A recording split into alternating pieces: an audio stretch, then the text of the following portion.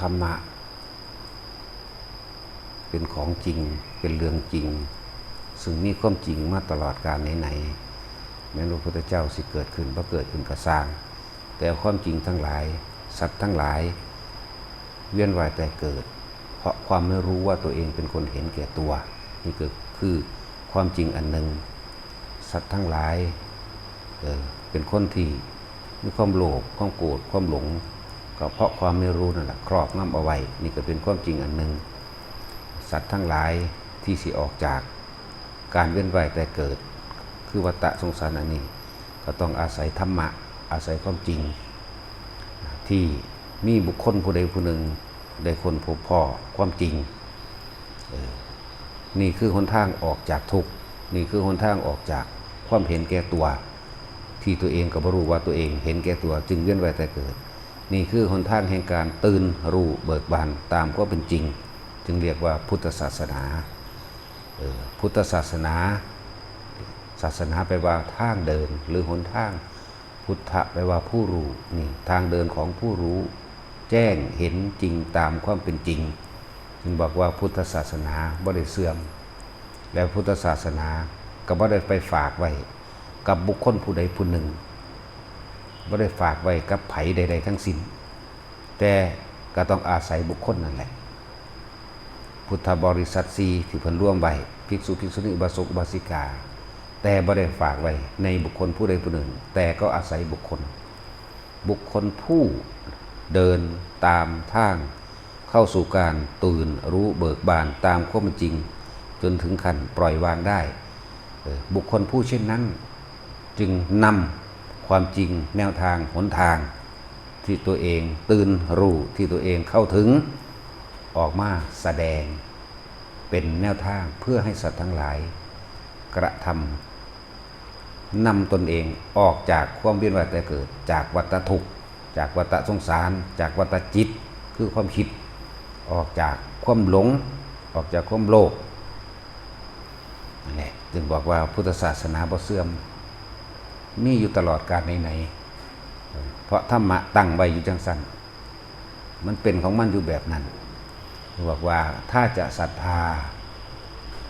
อย่าศรัทธาบุคคลอย่าเอาชีวิตไปฝากไว้กับบุคคลผู้ใดผู้หนึ่งให้ศึกษาแนวทางเพิ่นก็บอกไว้หนทางแห่งความบริสุทธิ์หลุดพ้นมรรคมีองค์8เพิ่นบอกไว้แล้วสัมมาทิฏฐิมีความเห็นถูกต้องตามความเป็นจริงไม่ใช่ความเชื่อแต่เป็นความเห็นและความจริงสัมมาสังกัปโปคิดตรึกตรองดำริขึ้นในขณะนั้นก็ต้องเป็นตามความจริงไม่ใช่ความเชื่อสัมมาวาจากล่าวแต่คำจริงสัมมากัมมันโตกระทำอะไรก็ช่างล้วนแล้วแต่เกิดจากใจก่อนอยู่แล้วแต่ขอให้คำนึงถึงการกระทำตามความเป็นจริงสัมมาอาชีโวเลี้ยงชีพเป็นอาชีพที่สุจริตคือไม่เบียดเบียนทำร้ายให้ผู้ใดผู้หนึ่งเสียชีวิตด้วยทรัพย์สินเพราะทุกคนก็แค่หากินซ้ำตาย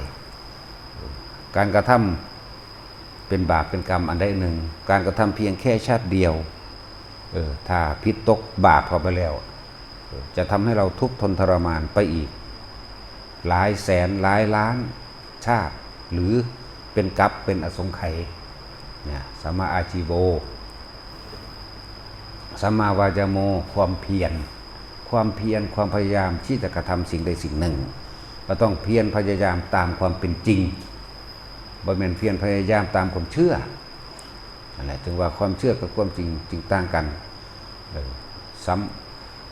มาสติการนึกระลึก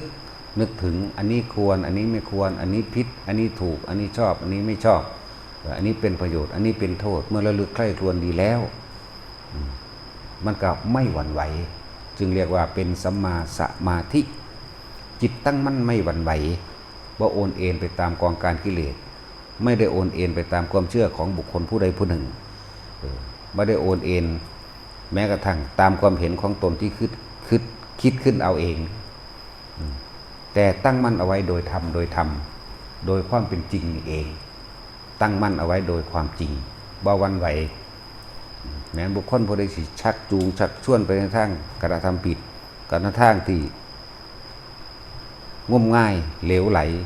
ไม่เป็นไปตามความจริงมันก็บ่หวั่นไหวมันบ่ไปแล้วมันตั้งมั่นในธรรมแล้วนั่นแหละธรรมจึงเป็นความจริงที่หนึ่งในโลกในจักรวาลอยู่แล้วธรรมจึงมีอยู่ในตัวทุกๆคนแต่ทุกๆคนนั่นนะถูกความเชื่อ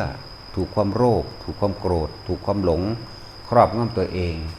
เพราะตัวเองก็ไม่รู้ว่าตัวเองเกิดมาเพราะความเห็นแก่ตัวและก็ไม่รู้ว่าตัวเองเห็นแก่ตัวก็คือความโลภของเจ้าของเองครอบคุ้มของตัวเองได้เห็นแก่ตัวก็คือความปรารถนาสุขปรารถนาความสุขปรารถนาความสมหวังปรารถนาความได้ความดีความมีความเป็นจึงทำลายผู้อื่นได้อย่างไม่คาดคิดว่าการกระทำทั้งหลายนั้นจะเป็นคำว่ากรรมย้อนกลับขึ้นมาให้ผลแห่งตนกรรมเลวกรรมดีก็ย้อนให้ผลแห่งตนทั้งเบิดแล้วเราจึงอาศัยความรู้จากพระศาสดาอาศัยความรู้จากพระพุทธเจ้าที่เพิ่นเอาความจริงออกมาแนะนำเฮาจึงบอกให้แต่ละคนว่าอย่าไปฝากชีวิตไว้กับบุคคลผู้ใดผู้หนึ่งอย่าไปฝากความเชื่ออย่าไปฝากความหวังอย่าไปหวังว่าบุคคลผู้ใดผู้หนึ่งจะทำให้เราพ้นทุกข์ได้บุคคลย่อมพ้นทุกข์ได้ด้วยความเพียรของตนนั่นแหละมันก็มีสุภาษิตไว้อยู่วิริยะทุกขมัจเจติอยู่นั่นนะบุคคลย่อมหลุดพ้นจากการเวียนว่ายแต่เกิดก็เพราะได้ความเพียรพยายามของตนไม่ใช่คนอื่นทำให้จังว่าพวกเข้านั้นศึกษาอริยมรรคมีองค์8อริยะแปลว่าผู้ไม่เบียดเบียนมรรคคือหนทางนี่เป็นหนทางของผู้ไม่เบียดเบียนถ้าผู้ไม่เบียดเบียนแล้วก็ไม่มีใครเบียดเบียนเราได้เหมือนกันนั่นแหละตั้งมั่นเชื่อมั่นในธรรมในคำสอนที่เพิ่นทรงแสดงเอาไว้แล้วบัญญัติเอาไว้แล้วทุกอย่างนั่นแหละภิกษุสามเณรบวชเข้ามาแล้วบ่ทันได้รู้จักข้อวัดปฏิบัติให้ศึกษาพระวินัยบวชเข้ามาแล้วให้อริยวินัยหนังสือเฮามีให้อยู่แล้วศึกษาเอาเองเพราะมันบ่มีผู้ใดศึกษาให้ไผได้ต้องเรียนรู้ด้วยตนเองทุกเกิดขึ้นกับตนเองเจ็บไข้ปวดป่วยปวดหัวปวดแขนตัวเองรับเองบาดเจ็บหลังเจ็บแข้งเจ็บขาเจ็บท้องเจ้าของรับเองนี่คือเรียนรู้ตนเองบ่มีผู้ใดเรียนรู้ตัวเฮาเองให้เฮาได้เด้เจ้าของเองต้องเรียนรู้นี่คือทุ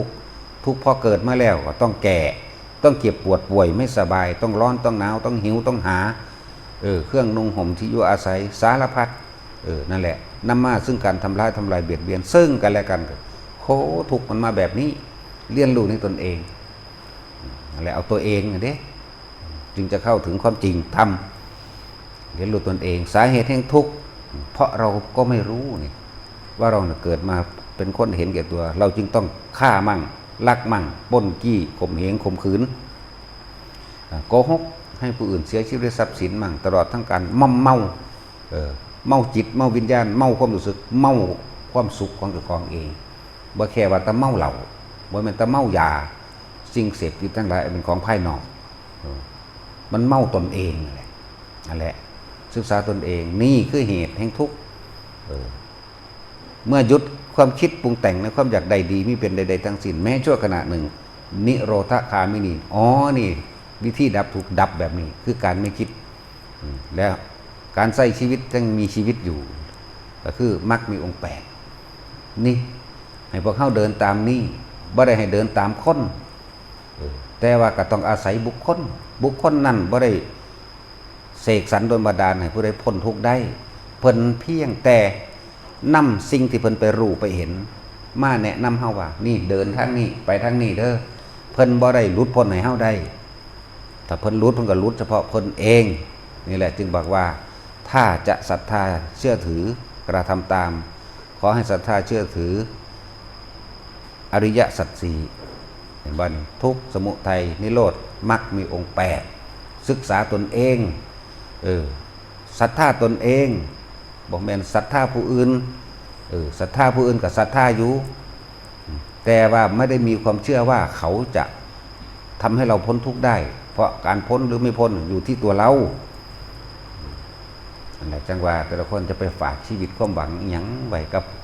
บุคคลผู้นั้นจะทำให้เราพ้นออกจากทุกข์ออกจากเกิด หรือจะดลบันดาลให้เราร่ำรวยขึ้นชื่อว่าค้นแล้วนะการครบทั้งเบิดล้วนแล้วแต่หวังผลประโยชน์ค้นเป็นแบบนั้นค้นแปลว่าวุ่นวายค้นไปว่าแสวงหาผลประโยชน์ใส่ตนบ่คืออริยะ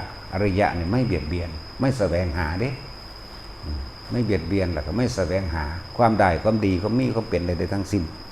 อันแหละถึงว่าศาสนาพุทธศาสนาบ่มีเสื่อมและพุทธศาสนาก็บ่ได้ฝากไว้กับบุคคลผู้ใดผู้หนึ่งบ่ได้ฝากไว้กับบุคคลผู้ใดผู้หนึ่งบ่ได้ฝากไว้กับเทวดาอินทร์พรหมบ่ได้ฝากไว้กับพูดผีปีศาจพญานงพญานาคบ่ได้ฝากไว้ธรรมะย่อมเป็นความจริงอยู่เช่นนั้นบุคคลผู้ใดเห็นทุกข์ในตน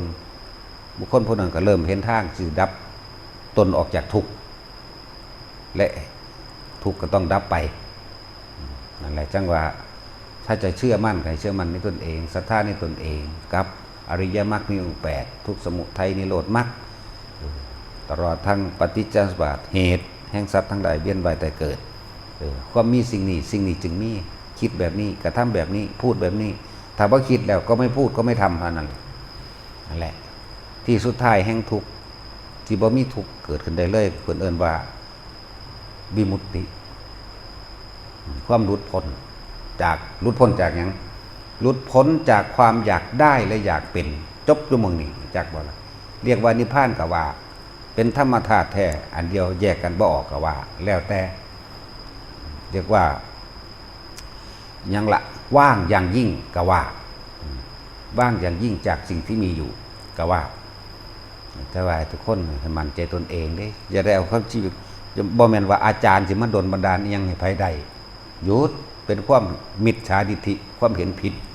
แต่ก็ต้องใส่ตำราและอาจารย์อาศัยแนวทางศึกษาแนวทางเป็นทางที่ตัวเองต้องเดินแล้วก็เดินตามไปแต่ความจริงตัวเองนั่นแหละจะเป็นผู้รู้จริงๆนั่นแหละมันจึงสิพ้นออกไปได้ที่สุดทุกข์ก็คือนิพพานนี่เท่านั้นถ้ายังเวียนว่ายตายเกิดอยู่ทุกข์ยังมีต่อไปเข้าใจบ่ล่ะเอาล่ะพอ